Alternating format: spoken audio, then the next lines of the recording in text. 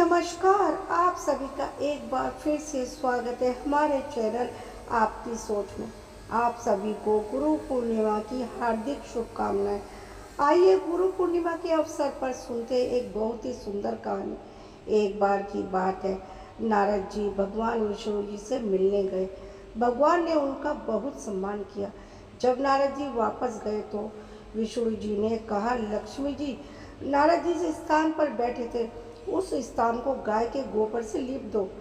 जब विष्णु जी यह बात कह रहे थे तो तब नारद जी बाहर ही खड़े थे और उन्होंने यह सारी बातें सुन ली।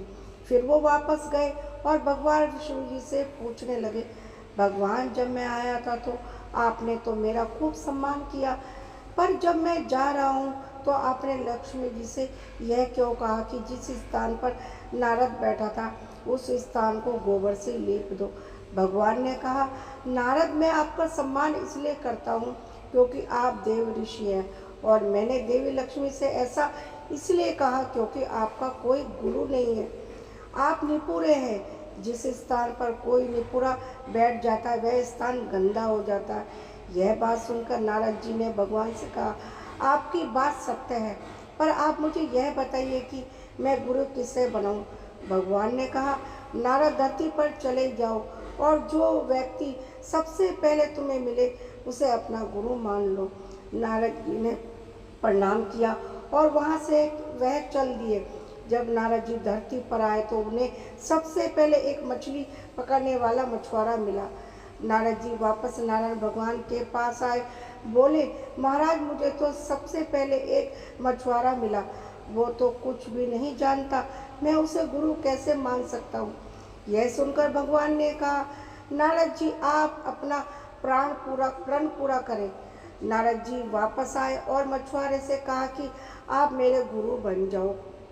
पहले तो मछुआरा नहीं माना, पर बहुत मनाने के बाद वो मान गया। मछुआरे को राजी करने के बाद नारद जी भगवान के पास गए और कहा, हे भगवान मेरे गुरु जी को तो कुछ भी नहीं आता, वो मुझे क्या सिखाएंगे। यह सुनकर विष्णु जी को क्रोध आ गया।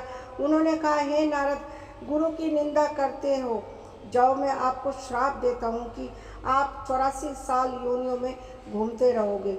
यह सुनकर नारद जी ने दोनों हाथ जोड़कर कहा कि भगवान इस श्राप से बचने का कोई उपाय बता दीजिए।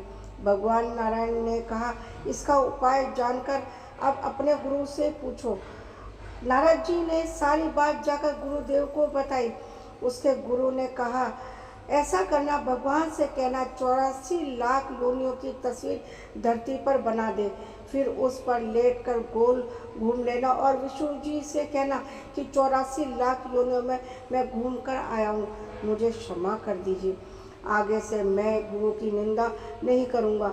नारद जी ने विष्णु जी के पास जाकर ऐसा ही किया और उसने कहा, 84 लाख योनियाँ धरती पर बना दो, उन पर लेट कर घूम लूँगा और मुझे क्षमा कर दो, आगे से अपने गुरु की निंदा कभी नहीं करूँगा। यह सुनकर विष्णु जी ने कहा, देखा जिस गुरु की निंदा तुम कर रहे थे उसी ने मेरे श्राप से तुम्हें बचा लिया। नारद जी गुरु की महिमा अपरंपार है। गुरु गूंगे गुरु बावरे, गुरु के रहिए दास, गुरु जो भेजे नरक को स्वर्ग की रखिए आस। गुरु चाहे गूंगा हो या बावरा हो, गुरु का हमेशा दास बन के रहना चाहिए। यदि गुरु नरक में भेजे तो भी शिष्य को यही इच्छा रखनी चाहिए कि स्वर्ग ही प्राप्त होगा, अर्थात इसमें मेरा कल्याण ही होगा। यदि शिष्य को अपने गुरु पर पूरा विश्वास हो तो उसका स्वयं बुरा स्वयं गुरु भी नहीं कर सकते। तो यह थी गुरु पूर्णिमा की कथा। आपको ये कथा कैसी लगी कमेंट करके ज़रूर बताइएगा।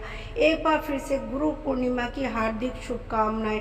और यदि आपको मेरी वीडियो पसंद आई तो लाइक शेयर सब्सक्राइब करना बिल्कुल ना भूलें।